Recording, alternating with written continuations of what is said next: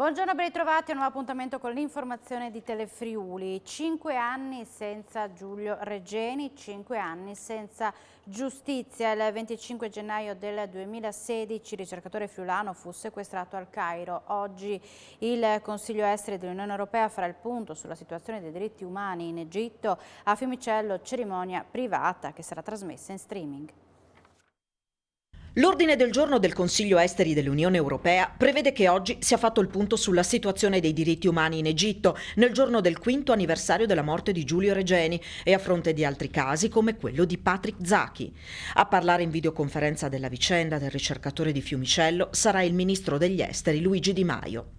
Il 25 gennaio del 2016, alle 19:41, Giulio Regeni inviò dall'Egitto il suo ultimo SMS, poi più nulla fino al 3 febbraio, quando il suo corpo senza vita fu trovato, con evidenti segni di torture subite, lungo una strada tra il Cairo ed Alessandria. Una morte sulla quale ancora deve essere fatta chiarezza, nonostante il lavoro della magistratura italiana. Giorni fa la Procura di Roma ha depositato la richiesta di rinvio a giudizio per 4007 egiziani, con l'obiettivo di processarli nel nostro paese. Un processo che l'Egitto ritiene immotivato e basato su conclusioni illogiche. La vicenda di Regeni riguarda tutti, non solo l'Italia, ha scritto Piero Fassino, presidente della Commissione Affari Esteri della Camera, ai colleghi dell'UE, chiedendo di assumere ogni iniziativa parlamentare sul piano politico e diplomatico a livello sia bilaterale sia multilaterale e un impegno per la legalità internazionale e il rispetto dei diritti umani. Oggi intanto Giulio sarà ricordato nella sua comunità d'origine, Fiumicello. Non ci saranno manifestazioni pubbliche, ma un evento in streaming. Il Presidente della Repubblica, Sergio Mattarella, auspica che quanto prima si arrivi a una verità e a una sentenza sull'assassinio di Giulio Regeni. La Procura della Repubblica di Roma ha individuato gravi responsabilità che presto saranno sottoposte al vaglio di un processo. A 5 anni dalla scomparsa di Giulio Regeni, il Presidente della Repubblica Sergio Mattarella ha ribadito l'impegno della Nazione e il suo auspicio che quanto prima si arrivi a una sentenza e a una verità sull'assassinio del ricercatore friulano, che ha visto crudelmente strappati i propri progetti di vita con una tale ferocia da infliggere una ferita assai profonda nell'animo di tutti gli italiani.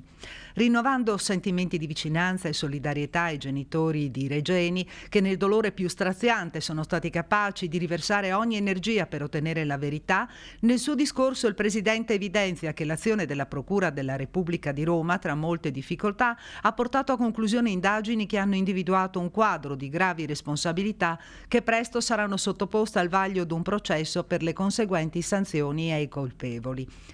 Ci attendiamo piena e adeguata risposta da parte delle autorità egiziane, sollecitate a questo fine senza sosta dalla nostra diplomazia, ha detto ancora il Presidente Mattarella, rinnovando l'auspicio di un impegno comune e convergente per giungere alla verità e assicurare alla giustizia chi si è macchiato d'un crimine che ha giustamente sollecitato attenzione e solidarietà da parte dell'Unione Europea.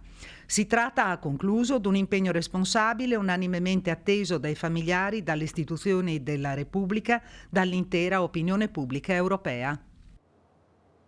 I governatori della regione, anche il presidente del Friuli Venezia Giulia, Massimiliano Fedriga, chiedono al governo che siano immediatamente riviste le procedure per determinare il colore della regione in modo da affrontare con serenità maggiore una grave situazione. A far scendere nuovamente in campo gli amministratori del Carroccio è stato il pasticcio in Lombardia. Il sistema, affermano, può avere conseguenze devastanti sulla vita delle persone e sull'economia, quindi è necessario il massimo rigore nell'analisi dei dati. Ci aspettiamo da Conte e Speranza un atto di realismo e maturità nei confronti dei cittadini e delle istituzioni. Il clima degli insulti, proseguono i governatori di Friuli Venezia Giulia, Veneto, Lombardia, Sardegna, Calabria e Umbria, non fa bene a nessuno. Ribadiamo la volontà di una leale collaborazione su tutti i temi, dai vaccini alle misure per contrastare la diffusione del virus, ma ci aspettiamo dall'esecutivo lo stesso spirito e volontà per il bene del Paese e di tutti i cittadini.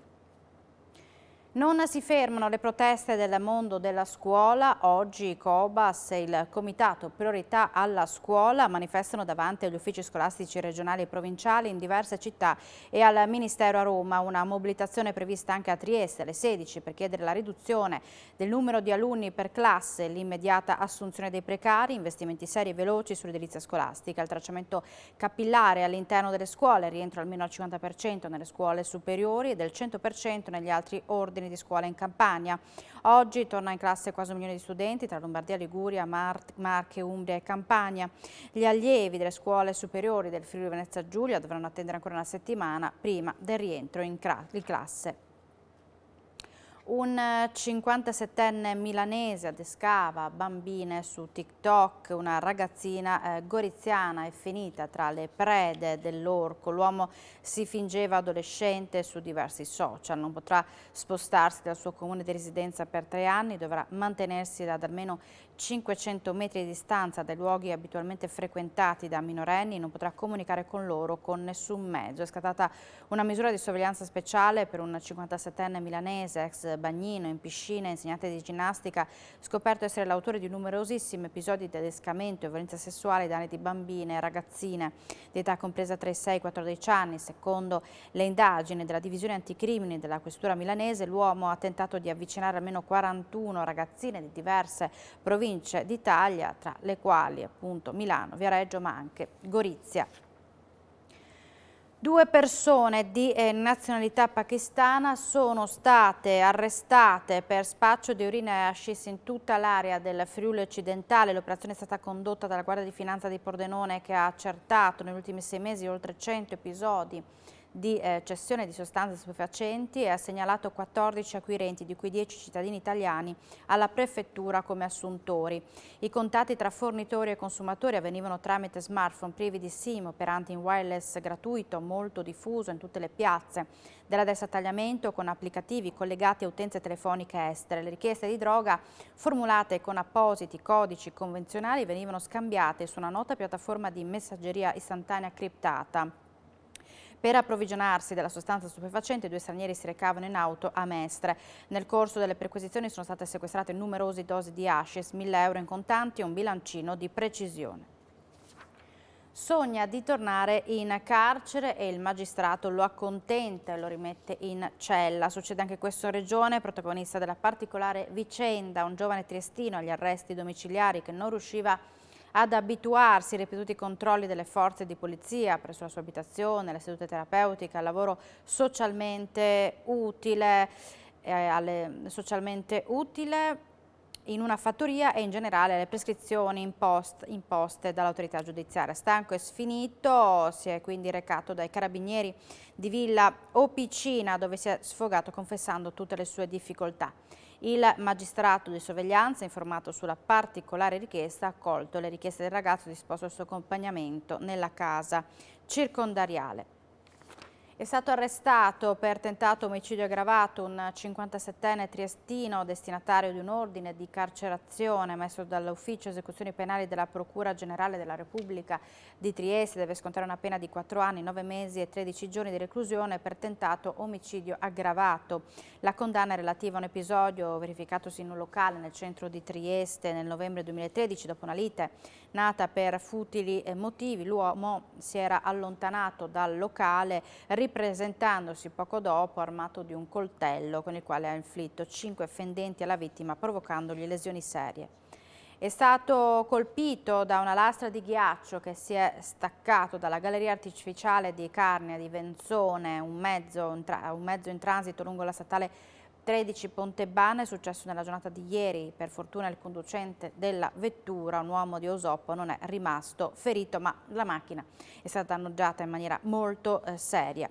Un altro locale pubblico di Forgaria nel Friuli finisce nel mirino dei controlli per il contenimento della pandemia da Covid-19. È stato trovato aperto con un cliente che consumava bevande all'interno in violazione alle normative vigenti. È successo nella mattinata di ieri. L'intervento fa seguito a quello del giorno precedente, sempre sullo stesso territorio comunale, quando i carabinieri di San Daniele del Friuli hanno sanzionato 2 clienti, il titolare di un bar di Cornino perché sorpresi a consumare all'interno del pubblico esercizio. Nel caso di ieri è scattata una sanzione amministrativa di 400 euro per il titolare e anche per un cliente perché quest'ultimo è stato trovato intento a consumare all'interno del bar. È stata anche disposta la sanzione accessoria della chiusura per 3 giorni, sanzione che potrà essere eventualmente inasprita dalla prefettura. A Casarsa della Delizia si è svolta la prima prova dei campionati regionali di società di cross. A distanza di 11 mesi dall'ultimo cross regionale, il Memorial Giacomo Romano di Sal di Povoletto, che scrisse la parola fine sull'attività per l'esplosione della pandemia, Casarsa della Delizia, la locale Libertas, con il sostegno del comune, riaccende i motori organizzando la prima prova dei campionati regionali di società di corsa campestre, che assegnava anche il 25esimo Memorial Manuel Bertolin. È stato Samuele Della Pietra della Trieste Atletica ad aggiudicarsi questa competizione, correndo i 10 km in 33,12 e precedendo 2 pezzi da 90 come l'olimpionico Abdullah Baumoussa e l'azzurro Matteo Spanu. Tra le donne, sui 7 km, Samantha Mattiusi della Malignani Libertas ha messo in fila tutte andando a conquistare una vittoria inaspettata ma meritata, 28,43 il tempo della vincitrice. Tra le allieve sui 4.000 metri ha vinto Serena Rodolico. Negli allievi si è aggiudicato con largo margine la manche di 5 km Fabio Visentini. Bella e scontata vittoria sui 5.000 metri juniores donne di Ilaria Bruno della Bruniera Friulintagli.